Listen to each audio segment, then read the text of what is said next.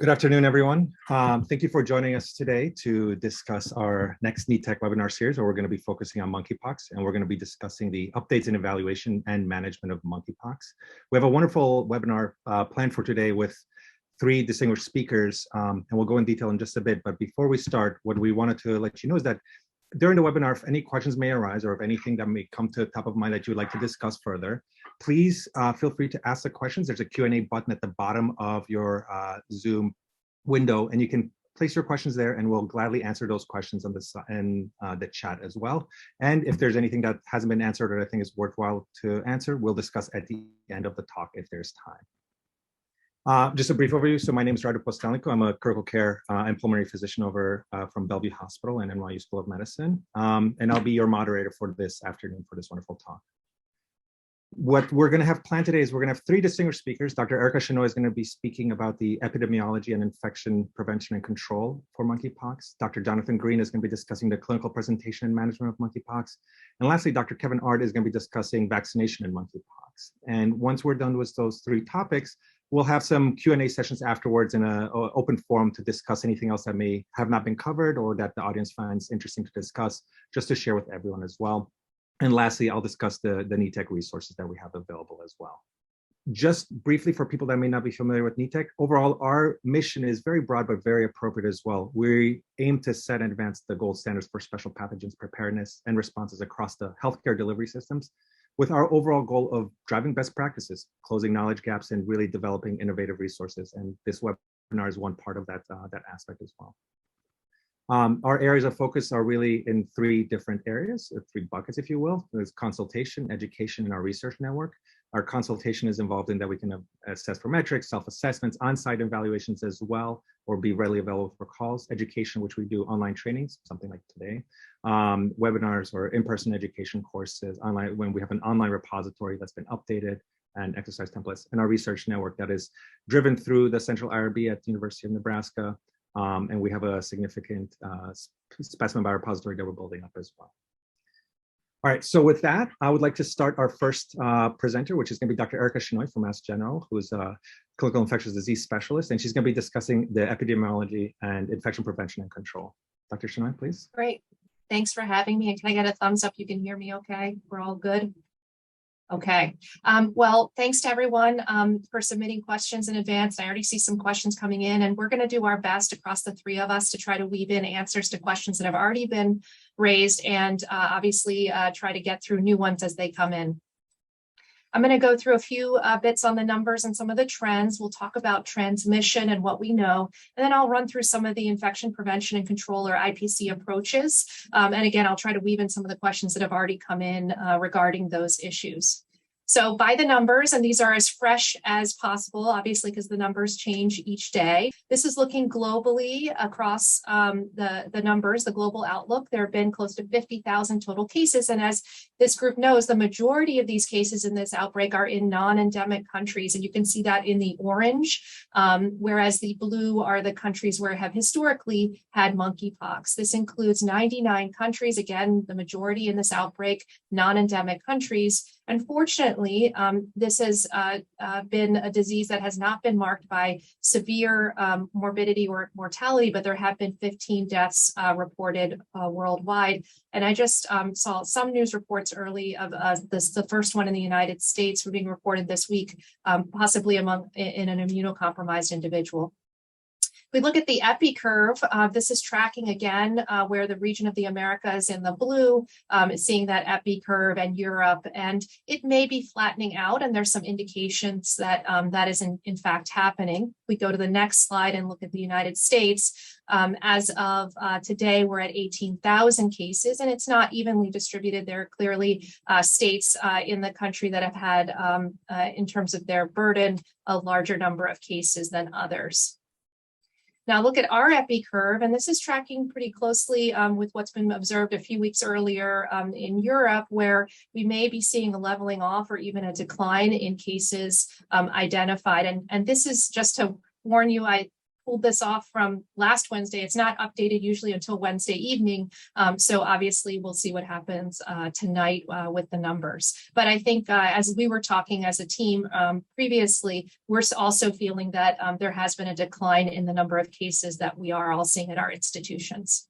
Transmission is thought to occur with close personal skin-to-skin contact. So the rash, scabs, body fluids of someone who's infected with monkeypox then come in contact with another individual and find a portal of entry to then establish an infection. There's also the concept of indirect transmission through fomates or contaminated intermediaries. And so that can be objects or fabrics, and we think about clothing or the bedding or towels that may have virus from those scabs or body fluids or the rash, and surfaces that may have been contaminated, and then again still have to find a way into the next person to cause a transmission event and establish an infection. There is the concept that contact with respiratory secretions may be a way of transmission, but it's thought that this is really about prolonged, truly face-to-face encounters. There is the risk during pregnancy of transmission to the fetus. And then what hasn't really been part of this global outbreak, just based on where the outbreak is occurring, is through exposure to infected animals. Now, the infectious period is from the onset of symptoms until the rash is fully healed and a fresh layer of skin has formed, and this can take several weeks. And I know one of the questions came in about how long people remain infectious, and this is really a clinical sort of assessment. There is no test that we do to assess for the end of someone's infectious period. What we do look for is that the scabs have all completely fallen off and new skin has formed underneath. Now, these are some examples of the rash, and my colleagues are going to give a lot more detail on recognition of monkeypox. But I think one of the things I take away from this is, look at these lesions. They come in such a variety that really have to have a suspicion that this could be monkeypox. And certainly the epidemiology can help, but it's not alone what might prompt the concern for monkeypox. And also that these are the lesions where the infectious material lives. And this is how, when it gets out of that area and close contact with another individual, you can have spread in that manner. Now, this is a framework that we use a lot of infection prevention and control. This is called the chain of transmission, or it's a loop of transmission here, where you have all the elements that are required to get an infection from one individual to the next individual. And so there has to be an infectious agent. We start at the top. It has to live in a reservoir. And we're talking about monkeypox here. We're talking about it living in a human in a reservoir, and it needs to get out of that reservoir. That's the portal of exit. So out of a lesion, and it can then survive in the environment. If it survives in the environment, it goes through some mode of transmission. Here we think a lot about contact, both indirect and direct contact. Then it has to enter to the next susceptible host at an inoculum, so with enough virus to then establish infection in the next host. And the things that we do in infection prevention are aimed at blocking any one of these events from happening, because if you block any one of these, for example, if there's a reservoir, which is a lesion, and you cover the lesion, you can ensure that it doesn't get out of that portal of exit from the reservoir and establish contamination of the environment. Or if you clean surfaces very well, you can eliminate the possibility of environmental survival. And you make your way around this in an effort to basically break the chain of transmission from occurring. So now we're going to focus on all the things that we're doing to prevent transmission from happening in various settings. The first part of this is that identify, isolate, and inform framework. And this is something that we talk about a lot of infection prevention. It's often been applied to things like Ebola and Middle East respiratory syndrome, but for any sort of even routine infection, and of course in the setting of monkeypox, this is really, really critical to prevent the risk of transmission, and also to identify patients early so that we can act accordingly, evaluate, and manage them accordingly. So the first piece is, you got to have it on your differential. You got to think that this patient presenting to me with either travel or symptoms or other relevant epidemiology could potentially have a communicable disease that I need to worry about. It may be based on an official person under investigation definition, but these definitions, as everyone knows, change over time as we learn more. And I really make this point that you have to have clinical suspicion, even if the epidemiology doesn't quite fit, and really be aware of a spectrum of presenting signs and symptoms. And we'll probably hear more about that in the other two presentations. Now, once you've thought about it, the next step is to know how to isolate immediately and then inform the right people. And informing can be infection control within your facility. It could mean public health officials. It can also be that you have to label the patient accordingly in the chart to make sure that your colleagues and people caring for that patient are now aware that you've put monkeypox on the differential. Now, as I mentioned, we use these sorts of tools across sort of preparedness and response, so Ebola and Middle East respiratory syndrome, and there's some generic ones that you can adapt to work in your own facility. Now, I'll give you an example of an A+. So I'm going to give my colleague here at MGH an A+ about identify, isolate, inform. And so you turn the clock back to May 2022, and I don't think many of us had really thought about monkeypox too much. There had been a case in early May reported in the United Kingdom from a returning traveler. And in fact, that was important, but we had also had in 2021 in the US 2 cases from travelers. So the fact that there was a case in a traveler wasn't incredibly unusual. Now, a week later, the UK reported 2 cases not connected to travel. Now, that's a change in the Epi, and that kind of perks you up thinking what might be going on. Is there a community transmission? And there had been a patient admitted to our institution for over 5 days at that point, undergoing an extensive workup. And that evening, the clinician reading about these cases on the internet thought, could my patient have monkeypox? And the first thing they did was call infection control. We isolated the patient, and by the next day, we had the diagnosis of monkeypox. Now, it's hard to think of that now. We're all thinking about monkeypox, but at the time, the clinical suspicion of something that didn't quite fit, the epi wasn't quite right, but hearing about cases outside of the US prompted that identify, isolate, and inform to take place.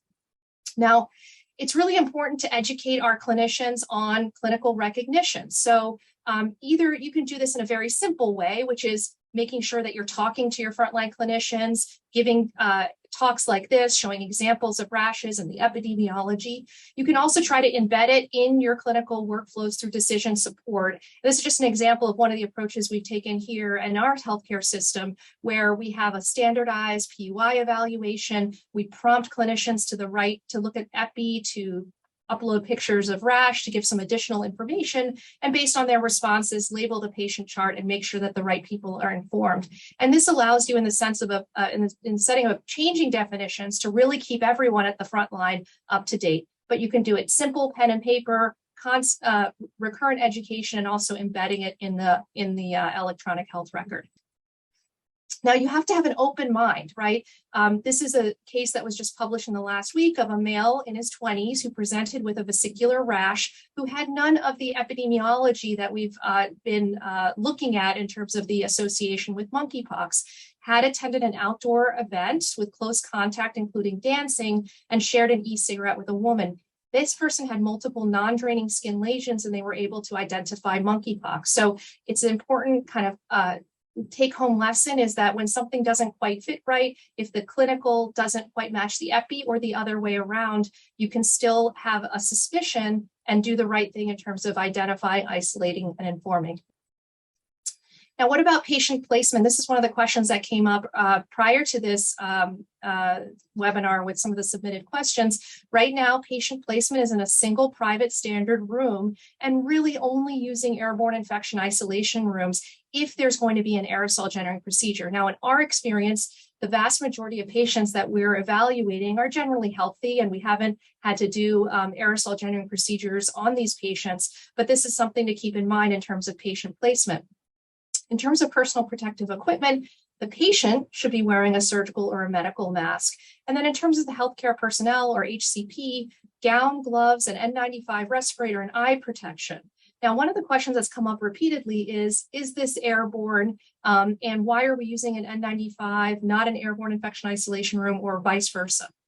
And I think there's no epidemiological evidence that this is an airborne transmitted infection. And in fact, some jurisdictions are recommending N95 respirator only in the setting of an aerosol generating procedure. So I think, we are clearly learning about transmission, but from what we understand, this is mostly about close contact, direct and possibly indirect contact through fomites. But this is the current recommendation from the Centers for Disease Control and Prevention. Now, this is not from the monkeypox era, era, but it is really important to think about how we use PPE, to wear it correctly, and importantly, to doff it or to remove it correctly. Now, these are there's a really nice study that was done a few years back where they looked at simulation to understand how often healthcare personnel self-contaminate when they're using personal protective equipment. And that what they found is that when healthcare workers did their routine, normal, how they doff PPE, that they will often self-contaminate either their skin or their clothing. And you can see that in the black light pictures there. Now, they're able to teach correct technique and reduce the amount of self and cross-contamination. And they found that if people are using the wrong technique, they're much more likely to self and cross-contaminate. So now is a good time in healthcare to make sure that when you're educating around all the PPE that I just described in the other slide, that it's really focused on how you use PPE correctly in order to reduce the risk of self and cross-contamination. Now, waste management, that's another question that comes up. Now, during the current global outbreak, all of the cases are expected to be clade 2, that's the renamed West African clade. And that means that waste management is routine waste management. For clade 1, which is the Central African, also referred to as Congo, waste, if that were the case, waste generated would be considered category A, and that would be different. Standard cleaning and disinfection should be used using the hospital-approved disinfections that have an emerging pathogens claim. And it's really important, just like we use PPE correctly and consistently, that you're using the cleaning products correctly and consistently. Concentration, contact time, care, and handling. And I would put a particular emphasis on the portable medical equipment and the built environment, so the environment of care. Portable medical equipment, I'll show in a couple of slides. It goes through, in and out of rooms all the time. Think about a busy emergency department and urgent care. And it's incredibly important that we're making sure that those devices are routinely cleaned after patient contact and before they go to the next patient. Now, soil laundry should be handled according to standard practices, which standard practices would say never shake or handle the laundry in a manner that may disperse infectious material. And we also launder the exam room curtains and other linens that present. You can see a case where you'd be examining a patient, be wearing your PPE, your gloved hands are contaminated, you're reaching for the curtain. And so those linens need to be cleaned through the normal laundering process. Now, there are emerging studies that are coming out now that are documenting the environmental contamination. And this shouldn't surprise any of us because we know that hospital and the built environment becomes contaminated very quickly. In this study, which is really nice, they not only sampled surfaces in rooms occupied by patients with monkeypox, but they also did viral load quantification. They found that all the surfaces that were directly touched by the patient's hands had viral contamination, and the highest loads are in this red box here where they're looking at the bathrooms. They also found, and this should not surprise us at all, that the surfaces that are touched by us, the healthcare personnel, also had detectable virus, right? Because we examine the patient, we touch other locations in the room, and we transfer pathogen by doing that. Now, fabrics that were extensively used by patients also had viral contamination, and then the gloved hands that touch those fabrics. Now, this sometimes can seem a little bit overwhelming, but the point that I like to make is we know how to manage this because we doff our PPE appropriately, we do hand hygiene, and we make sure that all the surfaces are cleaned and disinfected appropriately. This is another study that was pre-monkeypox that I always put up, that hand hygiene is so important. This is a study where they just watched. They watched what goes on in a room, and they looked at the healthcare workers' hands, and they looked at how many times they went between the patient and all these other surfaces in the room. And it happens a lot. And actually in the study, they also showed that hand hygiene was only performed 1.2 times on average. So it's really a good time to enforce and impress upon people the importance of hand hygiene as a very important intervention to prevent transmission of pathogens. Lastly, we think about what are the risks. We talked to healthcare personnel in terms of exposures. Now, obviously, identify, isolate, inform is incredibly important. We know our infection control protocols are protective when we enforce them correctly. Now, exposures can occur when there's a delay. So that patient that I mentioned, was in the hospital for 5 days. They'd actually been in multiple healthcare settings before. They actually did not result in any transmissions, fortunately. when we looked at the literature prior to this outbreak, we found a single case of transmission from patient to healthcare. And this was in someone who wasn't using PPE because the patient was not suspected at that point, and they were changing linens at the time. And this is just a screenshot of that study. Now, in the current outbreak, there's been 2 healthcare personnel infections that have been reported, presumably occupational related. There obviously have been healthcare personnel infections that are community acquired, and one described as a needle stick exposure, but there's few details, and this is a preprint, so we'll learn more on that. But generally, I think this is reassuring that when we implement the correct protocols, there is a low risk of infection from patient to healthcare worker. Now, prophylaxis is not recommended for healthcare personnel, and I know Dr. Ard will go into this, with the exception of certain laboratory workers and healthcare response team members that may be identified. But post-exposure prophylaxis is indicated for specific high-risk exposures and on a case-by-case basis for intermediate risk exposures. And I'll just end with the cautionary tale. Again, this is not monkeypox, but it makes me think of some of the things that we need to be very attuned to as we care for monkeypox patients. If you go to the next slide, this is a COVID outbreak story in the sense that there was in the beginning wave or after the first wave of COVID in 20, there was identification of 4 Candida auris infections in patients who were in a COVID-19 unit at a single hospital. And 4 Candida auris infections is very unusual. This is an unusual organism, and it's a very concerning organism because we have limited treatments available. Now, in response, they did a point prevalence survey and sampled all the patients that were admitted to the unit. They found that half of them were positive for Candida auris and 35 developed clinical infections. And how could this have happened? Well, it happened because they were not using PPE correctly and not doing standard precautions correctly. So healthcare workers wearing multiple layers of gowns and gloves, they would then use hand sanitizer on their gloved hands. They were not cleaning portable medical equipment in between patients, and they were accessing clean supplies with their contaminated gloved hands. And so I only say this because in our response to monkeypox, we have to be very clear about why we're using PPE, how we use it, how we clean and disinfect the environment and portable medical equipment to make sure that when we implement these interventions, we don't cause more risk. So we need to know how we're using it, use it correctly. And by doing so, we can create a safe environment, not only for our patients, but for our healthcare workers and visitors as well. And I'll stop there and I'll turn it over to my colleague. All right, thank you so much, Dr. Sinai. Dr. Jonathan Green is going to be joining us next. He's an infectious disease physician and director of hospital epi at Cedars-Sinai, and he's going to be talking about the clinical presentation and management of monkeypox. Dr. Green, please. Thank you. Hi, good morning or afternoon. Really appreciate the invitation to speak. So first, to focus on the clinical characteristics, and what I've shown on this slide here on the left is kind of the textbook or classic presentation that we may have all learned about monkeypox prior to this outbreak, where there's typically an incubation period of 1 to 2 weeks, followed by a prodrome of a few days, which may include headache and lymphadenopathy. And that's then, of course, followed by the characteristic rash, which prior to this outbreak may have looked like a picture that you see below on this slide. That rash will then last for 2 to 4 weeks, and then there will be the resolution or potentially in some patients some complications that we'll talk about in a little more detail later. But I want to emphasize that during the current outbreak, as my colleague Dr. Shinoy very nicely described, there's been a lot of variability in this presentation. And so just a few points. One, we've seen a really increased incidence of person-to-person spread, primarily through what appears to be sexual contact in the MSM population, at least for the majority of cases. We've seen in many cases an absence of the prodrome. So some patients presenting just initially with the rash without the prodrome symptoms. And then, of course, we've seen some variability in the presentation of the rash itself. There's been a real predominance, for example, of patients presenting with anogenital lesions. And unfortunately, there's also been a pretty high significance or co-infection, rate of co-infection with other sexually transmitted infections.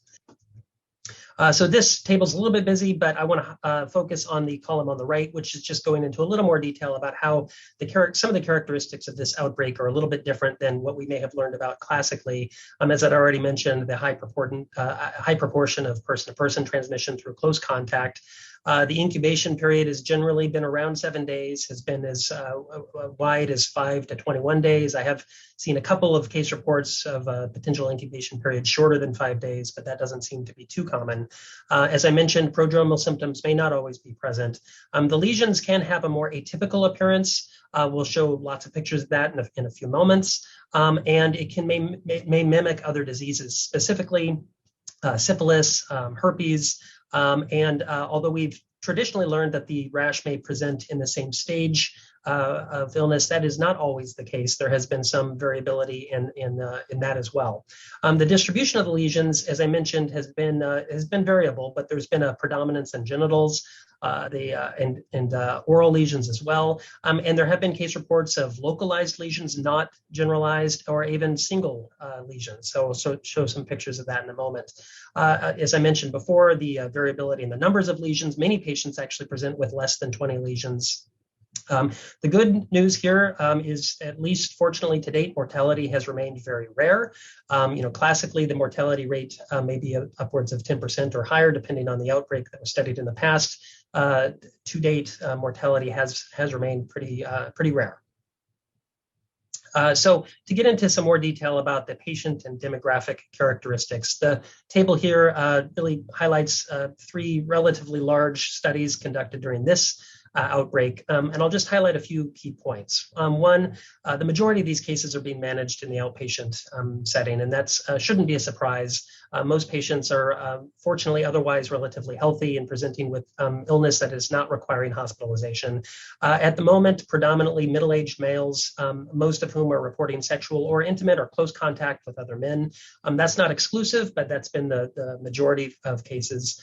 They're often reporting multiple recent sexual partners. At least in one study, nearly 75% had reported 2 or more partners within the preceding 3 weeks. So there is some variability there, but that has been one risk factor identified. And as I mentioned, there's been a high proportion of concurrent sexually transmitted infections or HIV. You can see several of these studies here showing the concurrence of HIV infection around 40%. Again, depending on the study that you're looking at, a very high proportion in men reporting sex with other men. So these are certainly some key characteristics to keep in mind. With regards to the clinical presentation, so again, just summarizing in the table some of the key findings from those 3 larger studies from the current outbreak, you'll see that the prodromal symptoms or the concurrent symptoms, in addition to the rash, frequently include fever, lymphadenopathy, myalgias, headache. Those are the most common symptoms. But as I mentioned before, the prodrome may be absent, and they may not have those symptoms, at least initially. You could see that in a couple of these studies, the prodrome was present prior to the lesions in about half. So there's a lot of variability there. The distribution of the rash frequently involves the anogenital region, and rectal pain and sometimes bleeding are one of the more common indications for patients coming to seek treatment.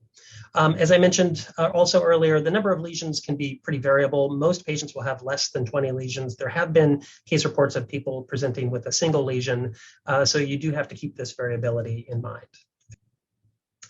To now get into some more pictures of the rash and how it may present, just start quickly with an overview of the lesions themselves. This table is really taken from the CDC, is a very nice overview of the traditional progression of the classic rash, where it will present as a macule, progressing to a papule, to a vesicle, to a pustule, and then ultimately scabbing. This process takes place over 1 to 2 weeks. The lesions are typically painful, but may not always be. Sometimes they may be pruritic, usually in the more as the lesion is beginning to heal.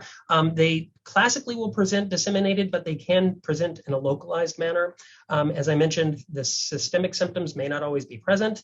The lesions may not always be in exactly the same stage, so you can't always rely on that as a distinguishing characteristic. And then as these lesions heal, they can sometimes scar. They can leave lighter skin pigmentation after all the scabs have fallen off. And as my colleague mentioned, patients are considered potentially infectious until those scabs have fallen off and there's a healed layer of skin underneath.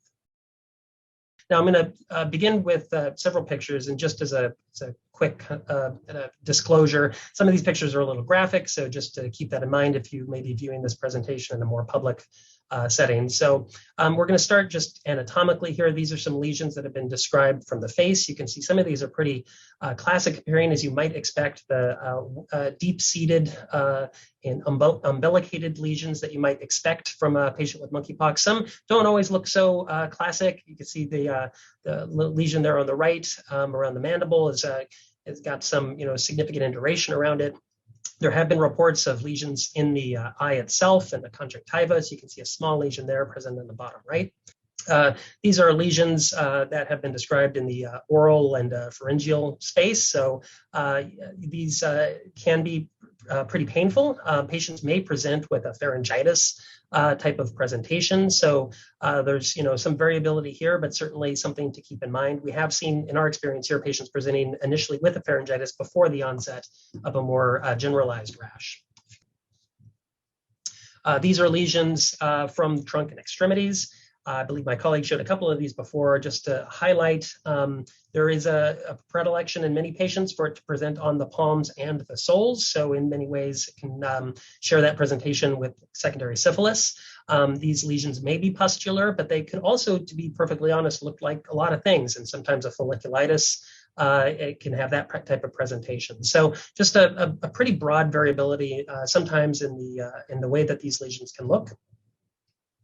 So then just some additional pictures here. You can see, again, some of the lesions look pretty classic, the umbilication there with an erythematous base. Sometimes they can look just like a pustule, though. And in some instances, it can almost look like a Whitlow type of presentation. You can see a lesion on the hand there that could look like a paronychia or some sort of you may not initially suspect this as monkeypox. So you have to keep a low index of suspicion sometimes, particularly in patients presenting with risk factors for exposure.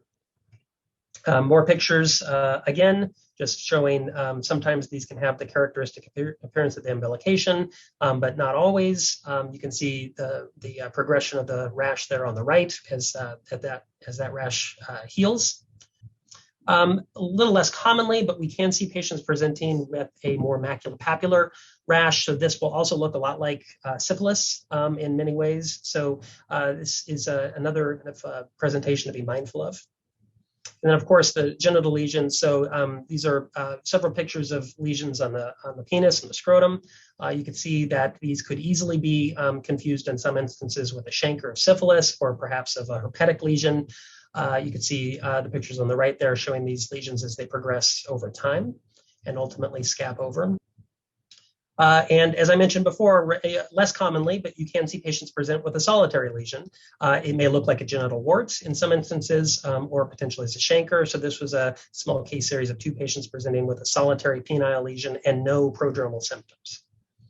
And then the perianal anal lesions as well, rectal lesions. You can see a few pictures of this here. Sometimes it may be obvious and you can see multiple umbilicated lesions in the perirectal area, but sometimes they may not be.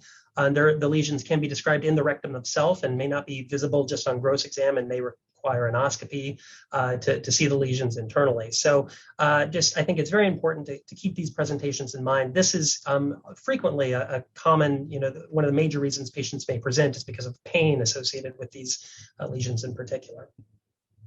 So just to briefly talk about some of the complications or atypical presentations a little bit more. More commonly, some of the complications with illness may include a very painful rash, a proctitis syndrome or tenesmus, difficulty with bowel movements has been a frequent occurrence. These lesions can become secondarily infected with bacterial infection. That may be a reason for admission. We have seen a pharyngitis presentation, not uncommonly, patients presenting with a lot of oral pain, difficulty taking in PO. Less commonly, though described, there have been rare instances of encephalitis, pneumonitis, keratitis, which could potentially be site-threatening, so you have to be mindful of that presentation. Also less commonly, myocarditis, or even rarely potentially abscesses. There have been a few case reports of a purulent abscess that is culture negative but does test positive for monkeypox. So it is important to keep these less common presentations or complications in mind.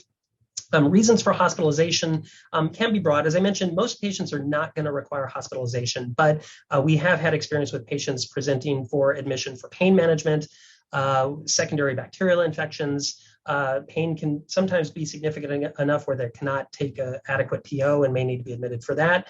As I mentioned, rarely ocular lesions on occasion may require admission. Acute renal insufficiency, presumably from a decreased PO intake, has been described. Myocarditis has been also a rare potential reason for hospitalization.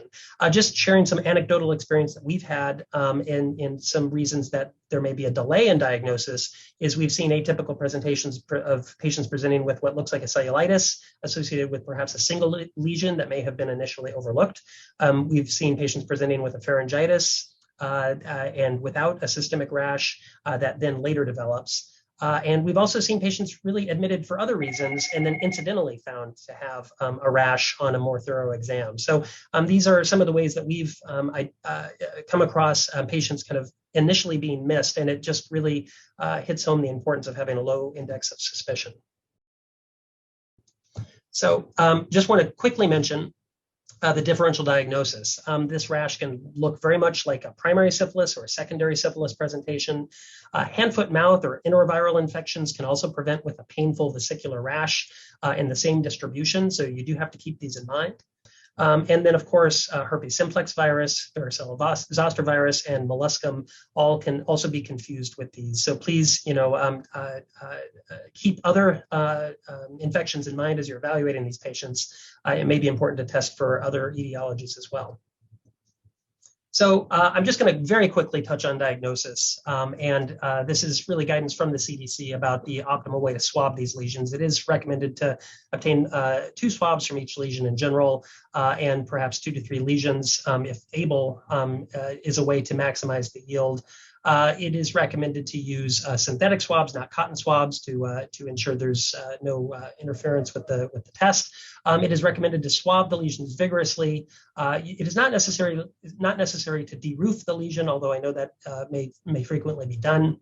But it is not that that's necessary in every case.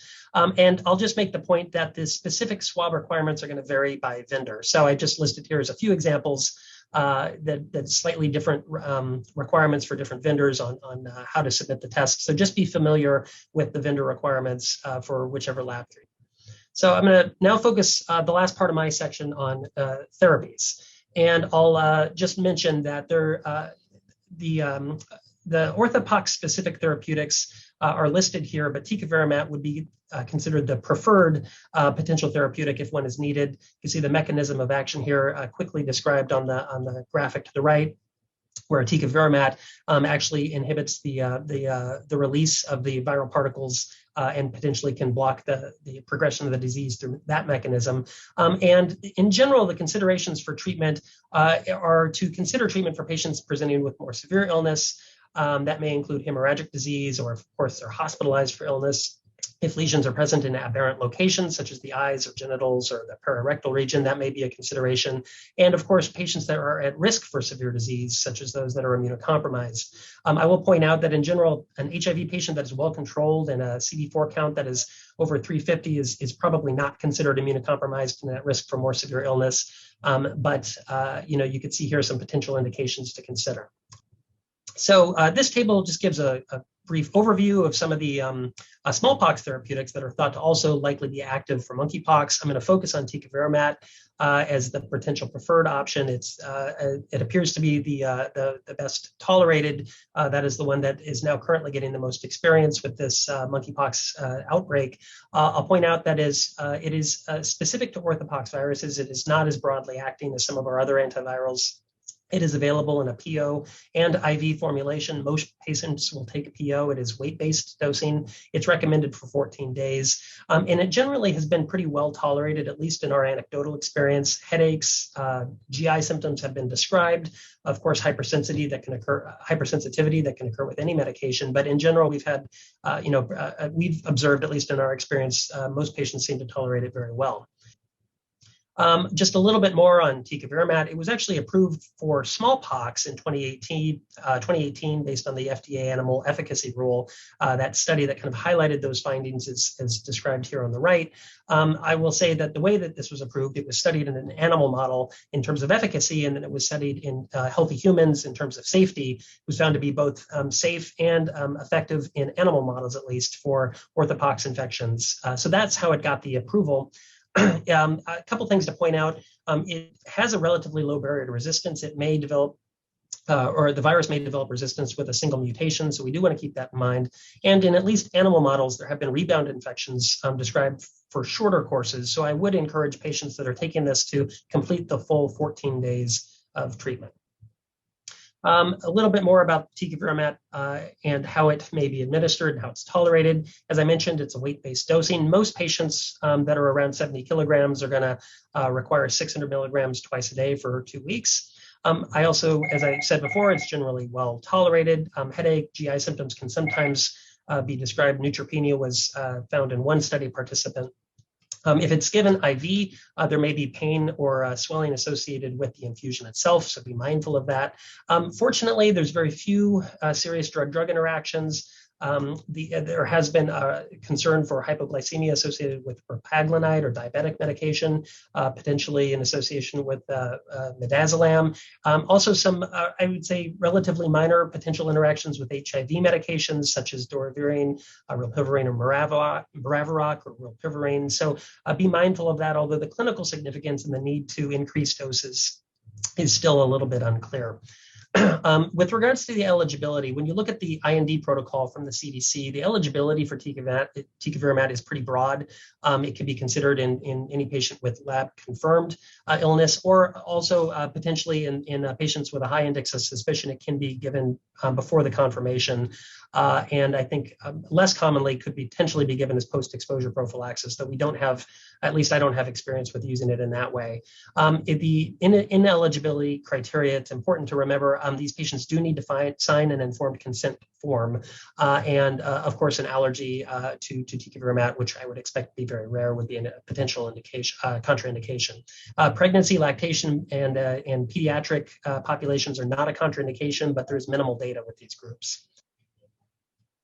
Accessibility there is some variability in this across the country. I will say the drug comes from the Strategic National Stockpile, generally through the state to local health departments. It is not available commercially. Not aware of any shortages currently, and it's available under the CDC Expanded Access IND protocol. There may be some variability depending on where you are in the country in terms of how you physically get access to the drug. But I will say that the CDC recently, as of a couple of weeks ago, has modified their IND protocol to make it easier to give, reduce some of the administrative burden with this. And it is possible to give the drug before all of the paperwork is submitted to the CDC, but you do need to make sure that the patient signs the informed consent prior to treatment. I've listed over here on the right the required documentation and optional documentation required. I'll just say with the required documentation, the informed consent is important. There's an intake form that has been shortened. There's an FDA form that has to be filled out, but that's just once per facility. And then, of course, if there is any serious adverse events, those need to be reported within 72 hours. We know very little about effectiveness, so please keep that in mind. There has been anecdotal reports and case series published. I summarized, at least as far as I know, the the world's published experience in tecovirimat for human monkeypox at the moment. I will point out a recent case series of 25 patients from, I believe, UC Davis, which seemed to have some encouraging results, but there was no control group with that study. You see here a graphic on the right. There was an experience with one patient who received tecovirimat. You can see following that one patient, a very prompt reduction in their viral load from lesions, but it's hard to draw too many conclusions from a single patient. I will say anecdotally, we've heard a lot of success. We've had success with our patient populations in tolerability and clinical improvement in symptoms. So it is something to be considered and really weighed for any patient, particularly those with more serious illness. And I think this is my last slide. I'll just mention a few key considerations for inpatients. Patients, as I said before, may be admitted for several reasons, including reasons unrelated to monkeypox. So if you do have an inpatient with monkeypox, I think a few things to keep in mind. One is try to limit access to minimize the potential for exposures in staff. The CDC does recommend that all healthcare workers caring for these patients are at least aware of the signs and symptoms, even if all PPE is used correctly. And this is just to ensure, out of an abundance of caution, in case there's an inadvertent breach in PPE. Minimize the transport of that patient as much as possible. We have implemented at our institution an access log for us to really more reliably monitor people that have gone into the room as an additional layer. Waste management, as my colleague mentioned before, CDC recommends the waste is being managed as regulated medical waste. In the same manner that other potentially infectious medical waste is managed in the facility. But you do need to check with your local and state regulations, as they may be different depending on which part of the country you're in. It is important to notify the lab of any specimens coming from these patients, as the lab may be following some modified safety measure protocols. So you do need to think about ensuring your lab is aware of which patients have monkeypox so that they can follow those practices. And then linens, as Dr. Shornoy very nicely described, this is a potential risk factor. You do want to make sure you follow best practices for linen management and avoid practices such as shaking linens that could potentially aerosolize the viral particles. So with that, I will stop, and thank you very much for your attention. Great, thank you very much. So moving on to our last speaker of the day, which is going to be Dr. Kevin Art, who's an infectious disease specialist at Massachusetts General Hospital. He's going to be talking about monkeypox vaccination. Dr. Art, please. Thank you very much. So we'll finish up today talking about vaccination. The vaccine that is being used primarily to respond to this outbreak is the JYNNEOS vaccine. This is a live virus vaccine, but it's a replication deficient virus, so the virus does not replicate in the body. It's FDA approved as a series of 2 subcutaneous injections given 28 days apart. And separate from this current outbreak, it was recommended by the Advisory Committee on Immunization Practices as pre-exposure prophylaxis for laboratory and other personnel who had occupational exposure to orthopox viruses, including monkeypox. In that context, after the initial series of 2 doses 28 days apart, a booster dose was recommended every 2 years for those with ongoing occupational exposure. The contraindications are few, really severe allergy to a vaccine component. Those include ciprofloxacin, gentamicin, and egg protein. And side effects include generally mild injection site reactions, but serious side effects are thought to be rare. Because this is not a replicating virus, it can be given to people who are immunocompromised, including people with advanced HIV. And in this way, it differs from ACAM2000, which is an older vaccine and a live virus vaccine that is available, but is not generally being used as part of the response to this outbreak. And that is because that vaccine is a bit more problematic. I'm showing you here a table from the ACIP statement on JYNNEOS, and it shows various contraindications to ACAM2000. Again, because this is a live virus vaccine, it should not be given to people who are immunocompromised, who are pregnant, or who are younger than 1 year. In addition, there's a concern for myocarditis, and so it should not be given to people who have risk factors for underlying heart disease. In addition, because ACAM2000 exhibits what's called take, that is viral replication at the site of the inoculation, there is a possibility of transmission to others. And so receiving ACAM2000 is contraindicated if there are household contacts who have some of these conditions and may be at increased risk for adverse effects from that vaccine. In contrast, if you look at the right-hand column, contraindications to JYNNEOS are few and really a serious vaccine component allergy. Now, it's important to keep in mind that we do not have clinical effectiveness data for JYNNEOS in the context of the current outbreak. And in fact, JYNNEOS was approved by the FDA based on studies showing antibody responses that were non-inferior to ACAM2000. And I'm showing you 2 graphs from a New England Journal of Medicine article which contributed to the approval of JYNNEOS. Here, JYNNEOS is shown a group, and then ACAM2000 is shown in the dotted lines. I'd make a couple of points about these antibody responses. First, the titers at 2 weeks, so after a single dose of JYNNEOS, were similar between ACAM 2000 and Jynneos, and that is at a time point at which ACAM 2000 is thought to already have some effectiveness. However, peak antibody titers are achieved at 6 weeks, so in other words, 2 weeks after the second dose of the Jynneos vaccine, and at that point, they are higher than those of ACAM 2000. Because peak antibody responses are achieved at that 6-week mark, this has led to the statement that the immunologic response is thought to be maximal and thus protection maximal after that time frame. The current vaccine strategy as part of this outbreak is for the moment, post-exposure prophylaxis or PrEP. Again, there are no clinical efficacy data on PEP with Jynneos for the current outbreak, but based upon data from the smallpox eradication era, we think that vaccination may prevent disease if given within 4 days of exposure, and reduce disease severity if given up to 14 days after exposure. And so there are currently 2 related strategies for community vaccination.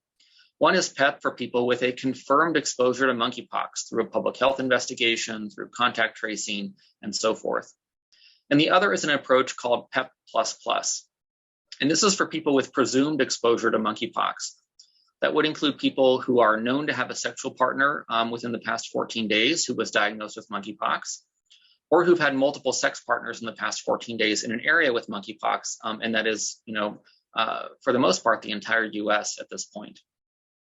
Other factors here may include people who've had sex at a commercial sex venue like a bathhouse, or people who've had sex in association with an event or a venue or in an area where there is monkeypox transmission that has been documented. And the exact criteria may vary a bit from jurisdiction to jurisdiction. In response to a question that's been posted in the Q&A box, right now, pre-exposure vaccination is not recommended for healthcare workers broadly, outside of that small group included in the ACIP recommendation who have laboratory or other direct occupational exposure to orthopox viruses.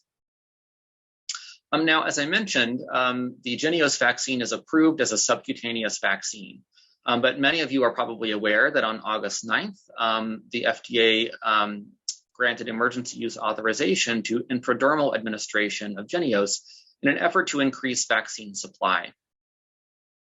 The rationale for this is that antibody responses to intradermal dosing are non-inferior to those of subcutaneous dosing based on one study published in 2015. And recall that the vaccine was approved largely based on having non-inferior antibody responses to ACAM 2000 to begin with. And so this study, again, showed that intradermal responses in terms of their antibody response were non-inferior to those of subcutaneous dosing. The reason this increases vaccine supply is that intradermal administration requires 1/5 of the subcutaneous dose. And so this may increase the vaccine supply up to 5-fold, although often it may be difficult to get all 5 doses out of a single vial of Jynneos. Local redness and induration are more common with intradermal dosing than with subcutaneous dosing. And in fact, there is a substantial immunologic reaction in the skin to the vaccine. And in some cases, this can be long-lasting. It can last weeks. And this relates to the contraindication of giving intradermal dosing to people who have a history of keloid. And so if that is present, then subcutaneous dosing is recommended. And so the current vaccine strategies in the US are that for people aged 18 or older who have no history of developing keloid scars, they can receive the vaccine via intradermal dosing.